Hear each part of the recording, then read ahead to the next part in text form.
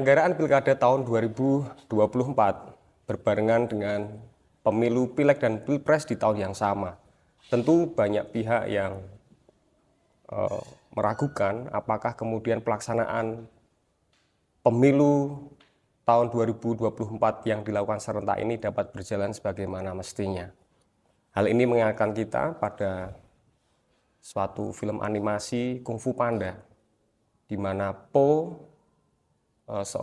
si panda gendut yang bercita-cita ingin menjadi kesatria naga. Namun banyak pihak, bahkan senior-seniornya mengatakan bahwa Po, si panda gendut ini nggak akan bisa menjadi seorang kesatria naga, tapi dengan tekad bulat serta keinginan yang kuat, dibarengi dengan latihan-latihan yang cukup luar biasa, akhirnya Po mampu meraih cita-citanya.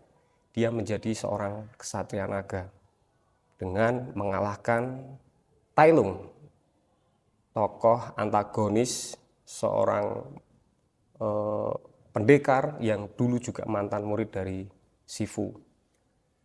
Teman pemilih, pelaksanaan pilkada tentu banyak hal yang kemudian akan kita gali pada episode kita kali ini. Tentu dari sisi yang tidak terlihat, yang jarang diungkapkan, jarang dipublish melalui media sosial manapun. Nah, di sini bersama saya Wahyu Budi Utomo, anggota KPU Kota Salatiga, Divisi Sosdiklik Parmas dan SDM. Kita akan bersama-sama ngobrolin demokrasi seputar pencalonan sampai dengan nanti penetapan wali kota dan wakil wali kota terpilih. Sudah hadir bersama saya narasumber Ibu Dewi Retnowati selaku Ketua Divisi Teknis Penyelenggaraan KPU Kota Salatiga. Selamat pagi, Bu Dewi. Selamat pagi, Pak Wahyu. Oke, Bu Dewi mungkin bisa menyapa dulu ke teman pemilih. Silahkan sambil melihat kamera. Oke. Selamat pagi teman pemilih, apa kabarmu? Semoga sehat-sehat selalu ya. Oke, terima kasih Bu Dewi. Jadi saya panggilnya Bu atau Mbak? Enakan Mbak aja kali ya. Mbak ya, oke, kita panggil Mbak Dewi aja ya. Mbak Dewi, menurut Mbak Dewi nih, kita kan sudah melaksanakan pemilu Pileg, Pilpres, dan Pilkada di tahun yang sama, tahun 2024. Nah, menurut Mbak Dewi ya, gambaran terutama Pilkada ya, Pilkada kemarin itu menurut Mbak Dewi seperti apa? Oke. Monggo. Ya, oke Mas Wahyu, saya panggil Mas juga ya. Iya. Oke, seperti di awal tadi, jenengan membicarakan soal Kung Fu Panda. Itu juga terasa sekali bagaimana pemilu dilaksanakan serentak di tahun yang sama dengan Pilkada. Betul. Itu jurus-jurus yang harus kita lakukan itu sepertinya hampir sama tetapi juga berbeda. Di mana seorang pendekar yang ada di pemilu dan pendekar yang ada di pilkada itu juga harus melakukan trik-trik jurus yang tepat untuk dalam proses pemilihannya, seperti itu. Saya kira betul, selalu belajar, selalu mengantisipasi, selalu waspada, tetapi juga tepat sasaran. Itu adalah strategi yang baik untuk melakukan jurus-jurus bagaimana pemilihan dan pemilu itu bisa terlaksana. Seperti itu. Untuk pilkada di Salatiga sendiri, khususnya pilkada ya, ini kita rasakan kemarin karena kita juga sudah belajar lewat pemilu, saya rasa kok kemarin cenderung pilkada di Salatiga berjalan aman, lancar. Segala bentuk proses-proses yang harus kita lalui itu juga berjalan dengan lancar. Kemudian juga kerjasama dengan para stakeholder, terutama di pihak keamanan, pemerintahan Kota Salatiga juga berjalan dengan baik karena koordinasi sudah dilakukan sejak awal-awal tahapan pemilu di awal-awal sebelum terlaksananya pilkada ini. Gitu, Mas Wahyu. Oke, terima kasih Mbak Dewi. Oke. Teman pemilih, karena episode kali ini saya kira ini luar biasa ya, karena kebetulan bidangnya Mbak Dewi ini luar biasa, banyak sekali tahapan yang harus dikerjakan. Mulai dari yang pertama pencalonan, kemudian apa lagi Mbak? Setelah pencalonan ada pencalonan, kemudian Kemudian di situ juga ada proses-proses kita mengiringi teman-teman penyelenggara di Badan Ad Hoc ya, Iya. untuk melakukan teknis-teknis Tung pemilihan, surat. kemudian masuk ke dalam tahapan putung surat itu Iya. sendiri, Jadi hingga banyak sampai banget penetapan. ya. Oke, Oke, iya. Mbak Dewi. Oke. Karena apa ya? Yang pertama yang dilakukan oleh teknis kaitan dengan tahapan, terutama ini bicara tentang teknis ya Mbak Dewi. Itu kan kaitan dengan pencalonan. Nah, Oke. Mbak Dewi bisa ceritakan nih lika-liku misalkan dalam tahapan pencalonan sampai kemudian apa namanya, kira-kira kan banyak hal yang nggak ya publik nggak tahu gitu loh, masalah Oke. persiapan kita tentang pencalonan Oke. kemarin seperti apa, apalagi ini Mbak terkait dengan pencalonan nih. Misalnya sebelum pencalonan yang didukung oleh parpol itu kan ada pencalonan perseorangan. Oke. Nah, kira-kira khususnya di Kota Salatiga Ya. ada nggak Mbak pencalonan perseorangan di Kota Salatiga? Kalau misalkan ada, itu syaratnya apa aja? Oke. Kemudian calonnya siapa aja misalnya? Kalau misalkan ada, monggo Mbak Dewi bisa jelaskan ke teman Oke. pemilih.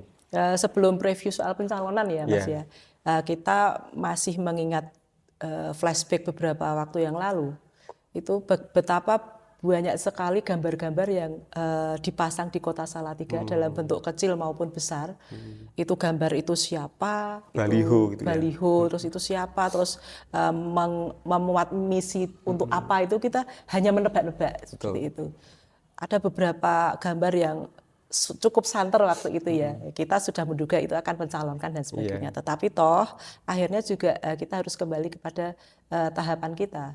Betul tadi sebelum ada pendaftaran itu ada sosialisasi dari KPU untuk melakukan assessment kepada warga di seluruh Indonesia jika akan memiliki minat mendaftar menjadi calon wali kota atau wakil wali kota di Salatiga dari jalur perseorangan, ya dari jalur perseorangan. Di situ kita sosialisasikan dulu kepada para tokoh masyarakat, bahkan juga media sebagai agen atau mitra kita untuk bersosialisasi bahwa kita akan membuka penjaringan tentang calon perseorangan. Di situ ada proses pengumpulan persyaratan. Kalau saya lihat di situ di bulan Mei hingga Agustus, tanggal 19 Agustus 2024. Mei sampai Agustus lama Ya, banget. Mei, Juni, Agustus. Ada 4 bulan itu waktu kita buka untuk para calon kandidat yang ingin mendaftarkan diri sebagai calon kepala daerah di Salatiga lewat jalur perseorangan. Tetapi ada syaratnya. Nah, syaratnya apa Mbak? Ya, Kira-kira syaratnya biar nanti itu, teman-teman pemilih tahu gitu. Kebetulan ini teman-teman pemilih di Salatiga di tahun kepemiluan kemarin kita memiliki DPT yang berada di bawah 250.000 jumlah penduduk. DPT yang ditetapkan di KPU Kota Salatiga menjelang pilkada adalah 149.477, di mana dengan jumlah DPT tersebut, Mas Wahyu, seorang yang menginginkan menjadi calon wali kota di jalur perseorangan, dia harus mendapatkan syarat minimal 10% 10% dari dukungan KTP di warga Salatiga paling tidak di 3 kecamatan, seperti itu. Ya, dalam proses pengumpulan syarat-syarat dukungan itu nanti seperti saya utarakan tadi di rentang tanggal 5 Mei hingga tanggal 19 Agustus. Dan di situ kita harus melakukan verifikasi itu. Tetap diverifikasi. Harus diverifikasi kebenarannya baik secara administrasi maupun faktual. Tapi saya ceritakan lagi hingga di ujung batas waktu yang ditentukan. Pada tanggal 19 Agustus pukul 23.59 itu kita semua menjagai di Salatiga ini dinyatakan nihil. Oh, nihil. Ya. Berarti nggak ada yang daftar jalur perseorangan. Ya, di calon perseorangan. Itu kita tunggu-tunggu bersama rekan Bawaslu juga. Gitu. Oke Mbak Dewi. Nah, karena pencalonan perseorangan itu nihil, artinya kan nggak ada yang daftar lewat jalur perseorangan. Perseorangan, Nah, lalu ada ndak yang maju melalui dukungan partai politik? Ya. Jalur perseorangan udah nggak ada. Ya. Artinya sudah nihil. Ya. Sudah melewati batas 23.59. 59. Nah, lalu kalau kemudian ada dukungan dari partai politik, calon yang didukung oleh partai politik misalkan. Nah, jika ada berapa paslon Ya. untuk pilkada kemarin? Kemudian siapa saja parpol pendukung dari masing-masing pasangan calon? Oke, iya. Di Salatiga kemarin ada 3 paslon. Oh, ada 3 paslon. 3 paslon teman pemilih yang paslon nomor urut 1, 2, dan 3 ya. Iya. Ini langsung saja saya sebutkan. Kemudian parpol-parpol pendukungnya kebetulan di paslon nomor 1 itu cukup mendapatkan dukungan dari 12 parpol. 12 partai politik. Boleh disebutkan berarti? Boleh. Oke, parpol pendukung paslon nomor 1 itu Gerindra, Golkar, Partai Buruh, Perindo, Demokrat, PBB, Garuda, PKN, PSI, P3, Partai Umat, dan Partai Gelora. Oke, ada 12. Ada 12 partai pengusul Iya. dan 1 partai pendukung yaitu Hanura yang datang belakangan Iya. ya, tetapi belum sempat mendaftarkan diri menjadi pengusul. Kemudian paslon nomor 2 Paslon nomor 2. hanya satu. Hanya satu, berangkat dari 1 dukungan parpol dari PKB. Dari PKB. Ya, kemudian paslon nomor 3 didukung oleh gabungan dari 2 parpol yaitu PDI Perjuangan dan Partai Keadilan Sejahtera. Seperti itu, Mas Wahyu. Oke, Mbak Dewi. Yang namanya paslon, kontestan pemilu itu kan tidak bisa, karena tadi ini udah kan ya, Mbak ya, udah apa? Partai politik mendukung pasangan calon. Katakanlah sudah mendaftar di KPU misalkan. Nah, terkait dengan itu ada hal yang lebih, ada hal yang urgent juga selain dari misalkan pendaftaran. Kaitan dengan misalkan publik mesti kan bertanya-tanya, kaitan loh, nah itu misalkan paslon itu kalau kampanye itu apa dananya dari mana? Gitu. Misalnya ini kan ada nggak misalkan tidak jauh dari yang namanya ini dana kampanye misalnya. Oke. Nah, mungkin Mbak Dewi bisa jelaskan ke teman pemilih terkait dengan dana kampanye di Pilkada serentak tahun 2024 kemarin. Oke. Monggo, Ya. Mbak Dewi. Jadi betul kalau dalam proses kontestasi tentunya Jerbasuki Mowobio ya Mas ya. Oke, Jerbasuki Mowobio. Jerbasuki Mowobio. Artinya nggak mungkin lah nggak ada modal gitu ya. Jadi modal itu termaktub di dalam dana kampanye. Betul. Gitu. Pada proses-proses kampanye itu dana kampanye yang diperlukan oleh para kontestan itu terdiri dari 3 jenis. Bisa berasal dari bisa dari uang. Bisa dari uang. Ya, bisa berupa barang, bahkan juga jasa. Uang, Jasa barang, konsultan, dan jasa. Betul, jasa hiburan dan sebagainya. Tetapi di situ ada batasan-batasan, Mas Wahyu ya. Dalam seorang itu dalam melakukan pencalonan akan kampanye, dia memperoleh dana kampanye, KPU memberikan batasan. Gitu. Yang mana ini dalam konteks Salatiga karena kita di jalur parpol ya. Mereka harus mendapatkan sumbangan-sumbangan itu, sumbangan dana kampanye itu bisa dari 1 parpol itu sendiri, parpol pengusulnya. Kalau dari parpol pengusulnya itu tidak terbatas. Oh, tidak terbatas. Boleh berapa saja diberikan. Kemudian dari keluarga yang bersangkutan. Dari keluarga paslon atau gitu. keluarga partai pengusul itu gitu, boleh. Itu juga tidak terbatas. Tidak terbatas. Ya. Tetapi kalau untuk perseorangan menyumbang ke paslon tersebut itu ada batasnya. Kalau individu itu secara kumulatif itu 75 juta. Batas maksimalnya. 75 juta. Betul. Kemudian dari badan usaha swasta. Badan usaha milik swasta itu boleh itu maksimal 750 juta. Maksimal ya, kumulatif misalnya ada beberapa gabungan dari badan swasta menyumbang kepada salah satu paslon atau beberapa paslon itu. Terus kemudian dari ini parpol non pengusul itu boleh. Oh, dari parpol non pengusul juga boleh dibuka. Oh, dibuka. Mungkin terasa aneh ya, tetapi siapa yang tahu sih gitu ya. Oh iya, betul. Itu dibuka itu juga ada maksimalnya 750 juta secara akumulatif. Gitu, Mas Wahyu. Oke Mbak. Kalau tadi, ini tadi banyak rincian yang kemudian ada di dana kampanye. Betul. Nah kalau misalkan ini biar teman pemilih juga tahu kaitan dengan kalau di KPU itu kan ada laporan awal dana kampanye dan juga laporan akhir dana kampanye. Nah ini apa gitu ya? Oke, Nah, saya mau teruskan yang di dana kampanye tadi ya. Itu ternyata ada sanksinya dulu untuk khusus dana ini kampanye. saya nyempil juga. Ya, Mungkin oke.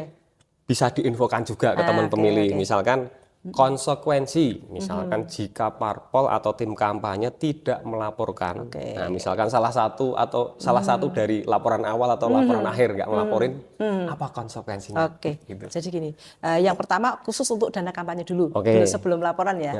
Kalau untuk dana kampanye itu kalau melanggar batas maksimal tadi, yang Kumulatif tadi. kumulatif tadi, itu kalau untuk parpolnya itu dia diminta untuk mencabut dukungannya, Oh. mencabut calonnya. Oh, gitu. Terus kemudian kalau untuk yang bersangkutan itu dibatalkan sebagai calon, Oh, karena dana kampanyenya itu terlalu melebihi batas. melebihi batas. Di situ juga ada rambu-rambu bahwa kita juga harus melihat ya berapa yang harus dia keluarkan. Itu ada pagunya sesuai dengan standar pengeluaran daerah juga. Terus kemudian kita balik ke laporan. Jadi laporan itu tidak terdiri dari dua, Mas Wahyu. Laporan awal dan laporan akhir bukan, tetapi ada 3 tahap. Oh, ada 3 tahap. Ada 3 tahap ini teman pemilih. Yang pertama laporan awal dana kampanye. Jadi yang disingkat dengan LADK. LADK. Nah, LADK itu adalah kalau bahasa praktisnya itu modal awalnya calon. Modal awalnya Modal calon itu awalnya LADK calon, lah. LADK. Gitu. Oke. Apa yang ada di situ? Ya, apa yang ada di situ itu tentang identitas yang bersangkutan. Oh, gitu. Identitas tim. Contoh misalnya. Misalnya Tim calon A, calon B. Kemudian ya itu ada di situ. Kemudian timnya. Oh, timnya. Siapa saja loh timnya itu. Kemudian dalam proses LADK itu juga harus mendaftarkan rekening khusus dana kampanye.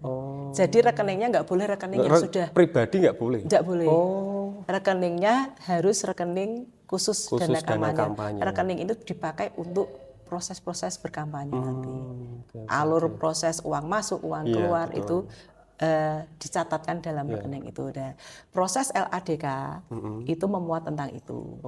Kemudian bagaimana jika tidak melapor LADK? Kita memberikan keleluasaan, memberikan teguran secara tertulis, Mas Wahyu, kepada paslon melalui tim ses. Nah kemarin sempat ada yang misalkan kita surati untuk segera memenuhi itu. Ya, Ada. KPU Kota Salatiga para paslonnya tertib. Tertib, wah Tertib, luar biasa iya. ini teman pemilih luar biasa nih partai-partai kontestan di Salatiga kemarin Tertib. tertib. Tertib. Nah ini Patuh untuk melaporkan untuk LADK. melaporkan LADK. Ya, itu yang pertama tadi LADK ya. Oke, Kemudian pertama yang LADK. kedua itu LPSDK. LPSDK. LPSDK Apa itu Bu? laporan penerimaan sumbangan dana kampanye. Nah, tadi yang relate dengan dana kampanye betul. itu semua hal ehwal yang menyumbang itu dilaporkan di dalam tahapan LPSDK. Oh, Seperti itu. iya. Baik dia dapatnya uang, cash ataupun barang, bisa berupa ini ya bendera, Oh, iya, baliho, disumbang misalnya merchandise, seperti Merchandise. harus dilaporkan dalam bentuk nominal. Oh, Terus kemudian juga di situ ya dilaporkan seperti itu, diproses itu. Itu juga sama, jika tidak melaporkan itu juga diberi peringatan tertulis. oh gitu. Ayo dilaporkan sumbangannya. LADK ya juga harus tertib, Ya, LPSDK-nya juga harus tertib. Oh, Betul. Seperti itu. Berapa sih yang disumbang, berapa sih yang dikeluarkan? Itu nanti akan terlihat di laporan itu. Jadi proses dari LPSDK itu nanti nyambung sampai pada akhir proses laporan yang disebut dengan LPPDK. ini yang proses terakhir. Terakhir, Proses LPPDK itu laporan penerimaan dan pengeluaran dana kampanye. penerimaan, pengeluaran harus dilaporkan. Dilaporkan semuanya. Oke. Seperti itu. Di LPPDK itu nanti juga pada ujung-ujungnya juga harus ada laporan penutupan RKDK. Oh, Jadi buku rekening yang sudah dibuat tadi, yang sudah dibuka di tahap LADK, yang pertama tadi, itu juga nanti di proses LPPDK harus dilakukan penutupan rekening khusus dana kampanye. Yang mana di situ attachment-nya lumayan banyak Mas Wahyu. Ada surat pernyataan penutupan, surat pemberitahuan dari bank yang ditunjuk, seperti itu. Nah, ini. Di-upload semua di dalam sistem informasi kampanye dan dana kampanye. ini Jadi luar KPU itu serba aplikasi ya, Iya, Mas Wahyu betul. ya. Segala sesuatu laporan dari Ini berarti aplikasi. aplikasi yang dinamakan SIKADK. Oh, si KDK. Betul. Kalau kemarin di Rendatin itu kan ada Sirekap, ya, Sidalih Sirekap. Kalau ini ada SIKADK. Oke. Dan juga ini di pendaftaran juga ada Silon, Silon. sistem informasi calon. Oke, Kita luar sudah serba aplikasi, teman pemilih. Oke, jadi teman pemilih ternyata urusan masalah dana kampanye ini ya nggak gampang-gampang gitu ya. Artinya tidak semudah yang dikira. Iya. Ternyata harus melaporkan ini, melaporkan itu. Ya. Tadi kalau misalkan sampai penutupan rekening kan ada 4 tahap yang harus harus dilalui. Iya. Setiap tahapan harus dilaporkan. Kalau nggak dilaporkan nanti kita surati. Ya, ada surati, ada batas waktu harus melaporkan, seperti itu. Bahkan jika tidak melaporkan laporan dana kampanye secara keseluruhan, itu memang ada rekomendasi yang bersangkutan tidak akan dilantik Oh gitu. oleh Wah, pejabat yang berwenang. ini teman-teman harus tahu nih ada rekomendasi apa Mbak tadi? Rekomendasi paslon yang terpilih itu tidak dilantik. Tidak dilantik. Waduh, ini. Tidak dilantik dan tidak ditetapkan. Oh, berarti harus clear. Harus clear. Itu pun belum selesai di sana, Mas Wahyu. Jadi laporan dana kampanye yang dilaporkan keseluruhan itu kita submit ke kantor akuntan publik. Oh. Kantor akuntan publik itu nantinya ya yang nanti akan membantu melihat sejauh mana laporan dana kampanye itu patuh dan patut sesuai dengan standar akuntansi. Wah, luar biasa nih. Dan itu nanti akan diberikan rekomendasi dari KAP. Dari KAP-nya. Ya. Syukur alhamdulillah di Salatiga Clear dan masuk dalam batasan patuh dan patut. Iya, ini luar biasa ini. Teman pemilih. Jadi tadi banyak informasi kaitan dengan dana kampanye yang disampaikan oleh Mbak Dewi. Prinsipnya bahwa ini clear dan clean karena tidak masalah, tidak ada masalah intinya gitu. Oke, Mbak Dewi, kaitan dengan dana kampanye, kemudian ada proses kampanye dan lain sebagainya. Nah, tentu karena gini, teknis penyelenggaraan itu kan tahapannya kan super sibuk, rolling terus. Belum, yang satu tahapan belum selesai harus berpindah dengan tahapan yang lain. Nah, ini kalau misalkan Mbak Dewi ini kita bicara setelah kampanye selesai itu kan hari H. Nah, hari H itu kan berarti kaitan dengan pungut hitung. Nah, kaitan dengan pelaksanaan pungutan dan penghitungan suara. Menurut pengamatan Mbak Dewi, apakah kemarin ada kendala nih bagi teman-teman KPPS terkait dengan kerja mereka di lapangan? Nah, apakah mereka sudah melaksanakan misalnya tugas tupoksi sesuai dengan prosedur? Kalau misalkan sesuai dengan prosedur, kemudian sesuai dengan ketentuan, berarti kalau sudah, berarti kan bisa disinyalir bahwa BIMTEK-nya kan berhasil gitu. Nah, kira-kira bagaimana Pak? Betul, ya, makasih Mas Wahyu. Saya kira peran teman-teman KPPS di TPS, kita kan memiliki 301 TPS di Salatiga untuk pilkada ya. Itu saya kira peran mereka sangat penting di situ. Karena memang ujung tombaknya Tungsura itu ada di TPS. Ada perselisihan atau tidak, ada kecurangan atau tidak, ada sesuatu sekecil apapun itu mula bukanya di TPS.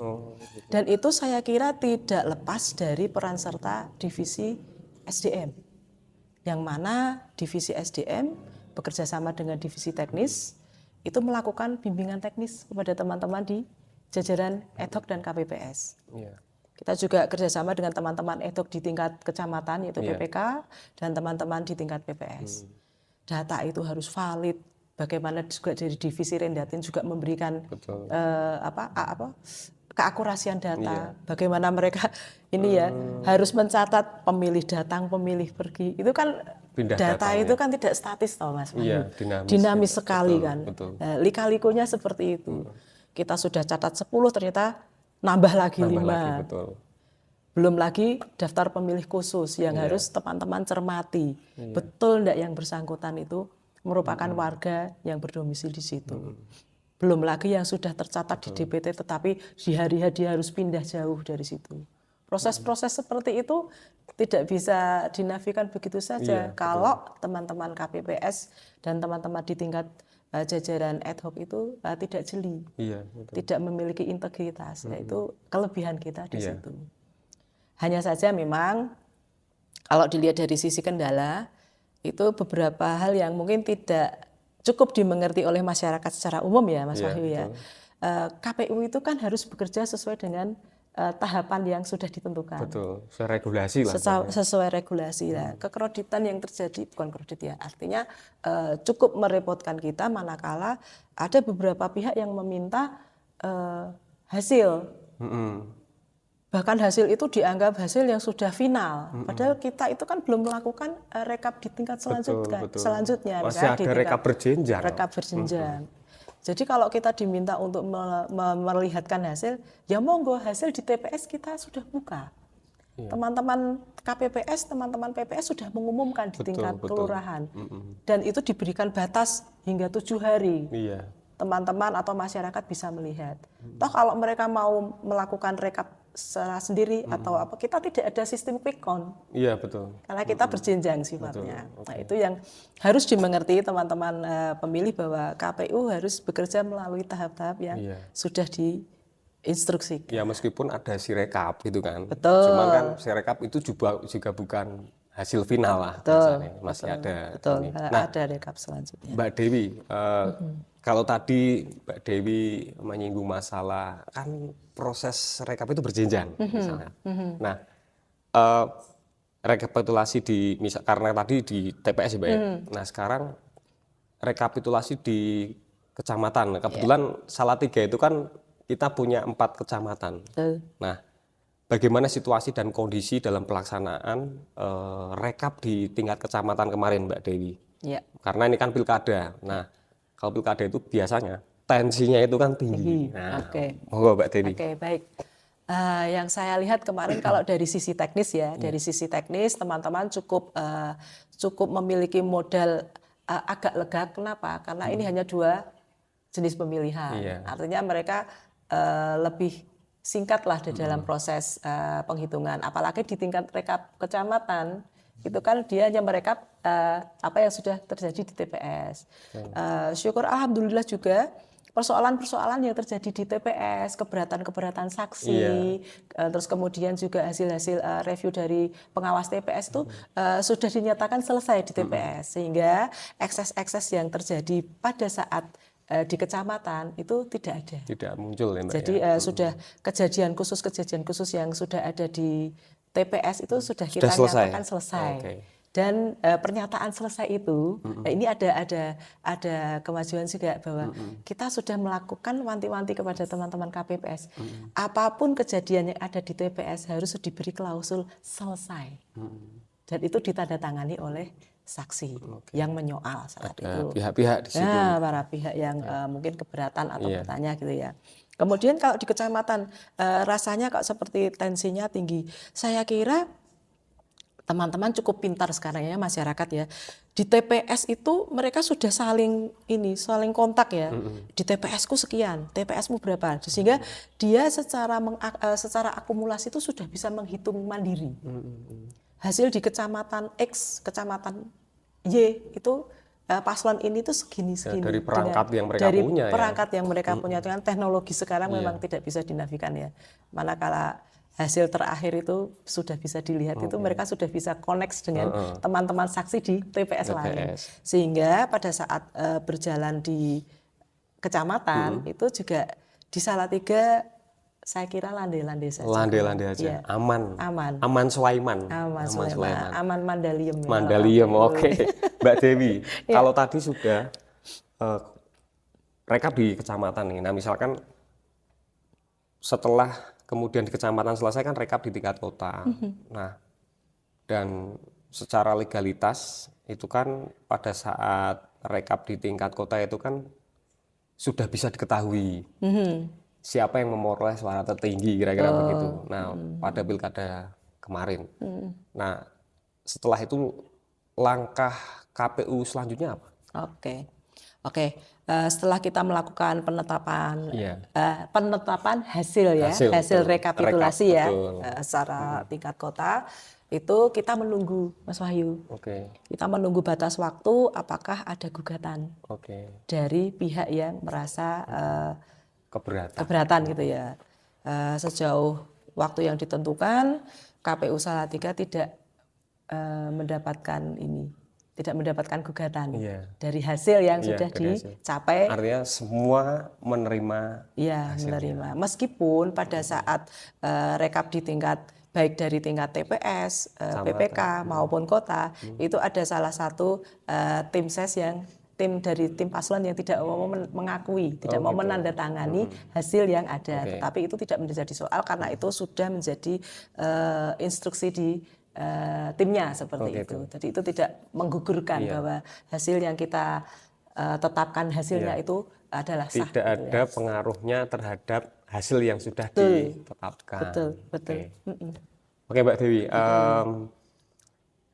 Setelah kemudian tadi berarti kan persiapannya Tidak ada ini ya, tidak ada betul ya, tidak ada ada gugatan. Itu pun kita masih menunggu Oh, masih menunggu lagi? karena ada beberapa daerah lain yang mendapatkan gugatan. Oh, gitu. Nah, setelah daerah lain mendapatkan gugatan, ada proses dari MK. Kita menunggu juga BRPK yang keluar Oke. dari MK. Itu Salatiga memang clear ya, tidak ada gugatan. Kita juga barengi teman-teman yang ada gugatan, tetapi akhirnya hasilnya misalnya dismisal seperti itu. Iya, iya. Sejak BRPK diterbitkan, kita 3 hari sejak itu kita boleh melakukan penetapan Penetapan. bahwa calon X inilah yang ditetapkan menjadi calon menjadi wali kota, Wali kota. Nah, Salatiga. berarti bisa Mbak Dewi apa ya? Sampaikan lagi nih poinnya. Jadi misalkan yang perlu dipersiapkan oleh KPU Oke. dalam tahap penetapan calon wali kota dan wakil wali kota terpilih itu apa saja sih Ya, misalnya? tadi ya kita menunggu tidak ada gugatan, Oke, kemudian nggak tetap ada menunggu gugatan. lagi hasil BRPK dari MK, kemudian teknis-teknis yang lain yang tidak kalah penting ini kita melakukan koordinasi Oke. pada pemerintah kota setempat untuk kita lakukan penetapan. Kemudian tak lupa juga kita juga dengan calon yang akan kita undang dalam penetapan itu. Kita harus memastikan nih Mas Wahyu, calon itu harus ada di tempat pada saat penetapan. Nah, berarti gimana caranya harus? Bagaimana caranya? Kita datang ke satu-satu calon tersebut melalui tim sesnya atau juga bisa berkontak langsung dengan calonnya bahwa di tanggal ini kita akan melakukan penetapan. Sebaiknya juga ibu bapak semua hadir di. Tapi kalau yang kemarin hadir ya? Yang kemarin itu hadir Mas Wahyu yang calon yang menang. Iya.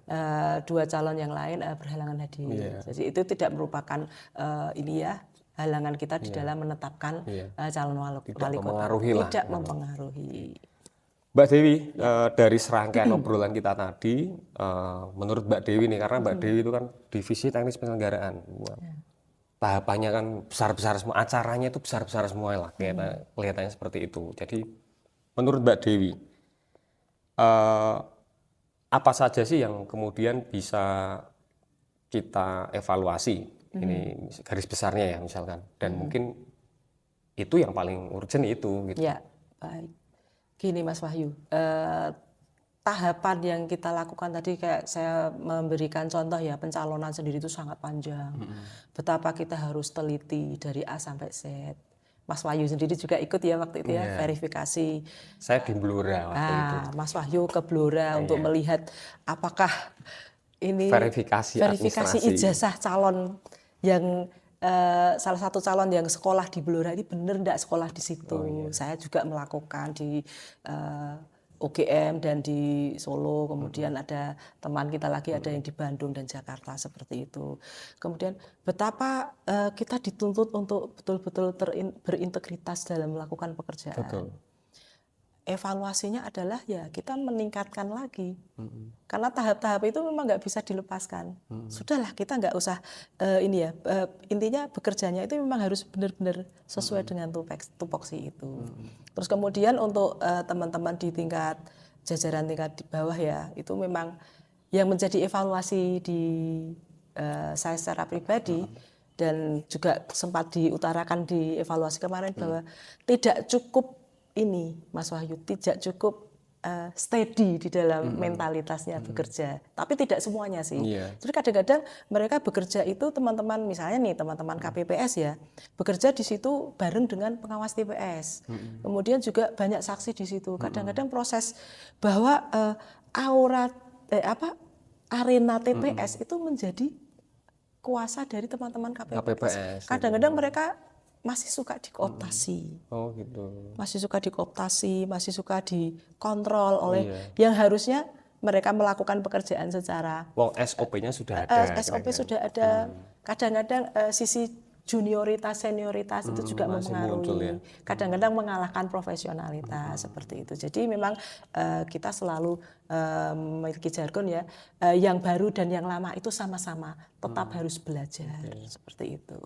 Oke Mbak Dewi, dari serangkaian tahapan, mungkin yang paling berkesan atau wah ini paling sulit, ya kan berkesan itu kan tidak harus mudah ya.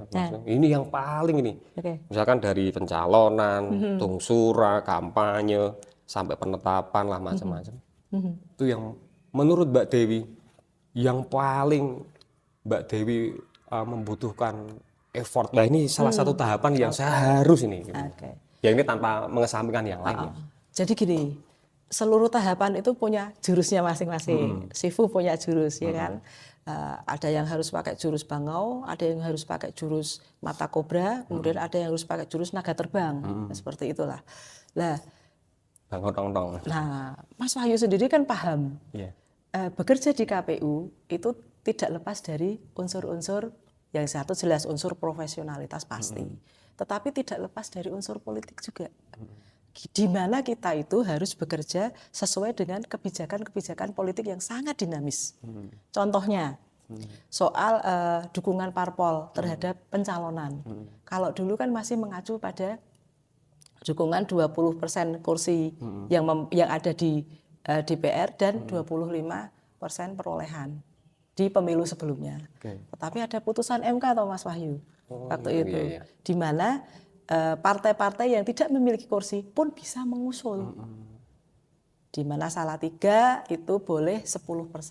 Jika dia memiliki gabungan parpol itu memiliki total gabungan suaranya dikumpulkan jadi 10%, dia berhak mengusulkan. Apalagi sekarang ya, partai politik non-parlemen pun bisa. Ya, karena kan threshold-nya dibuka secara ini ya lewat. Dan itu masuk dalam RUU Pilkada kan ya. gitu ya. Saat itu di RPKPU yang harus kita lakukan di pencalonan itu belum mengacu itu. Jadi sosialisasi kita pasti di ambang batas yang sebelumnya. Yang masih aturan lama. Begitu. Saya ingat sekali MK membacakan putusan itu tanggal 20 Agustus, sementara tanggal 27 Agustus kita sudah harus melakukan pendaftaran. Dan PKPU itu keluar, saya ingat betul itu tidak ada H-5 pada saat itulah istimewanya kita harus mampu bekerja, berkolaborasi dan ini berganti jurus manakala kebijakan pemerintah berubah, suasana politik juga sangat dinamis. Kita plan juga A, plan B. C. Kita juga ingat salah satu paslon kita tidak jadi mendaftarkan di hari yang ditentukan hanya karena dukungannya berubah. Betul. Ingat kan itu waktu itu. Akhirnya mendaftar di hari yang terakhir. Seperti itulah. Menariknya di situ. Jadi di segala tahapan saya kira ada kronik-kroniknya sendiri gitu. Mbak Dewi, matur nuwun, terima kasih atas wawasan dan informasinya kepada pemirsa dan juga teman pemilih. Ini kalau misalkan kaitan dengan teknis penyelenggaraan ini kita butuh 2 jam lagi aja nggak akan selesai gitu kira-kira, karena banyak hal yang masih bisa dikulik, masih banyak hal yang bisa dikupas. Nah, Mbak Dewi, terima kasih sekali lagi atas penyampaiannya tadi. Semoga ini menambah daya gedor pengetahuan kita semua, karena banyak hal-hal yang behind the scan yang nggak diketahui sama publik dan juga teman pemilih.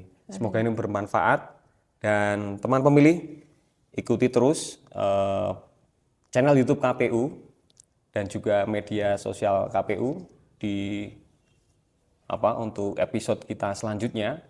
Jangan lupa untuk follow, nah, terutama follow IG KPU, X, kemudian Facebook KPU, dan juga TikTok. Baik teman pemilih, inilah perbincangan kita.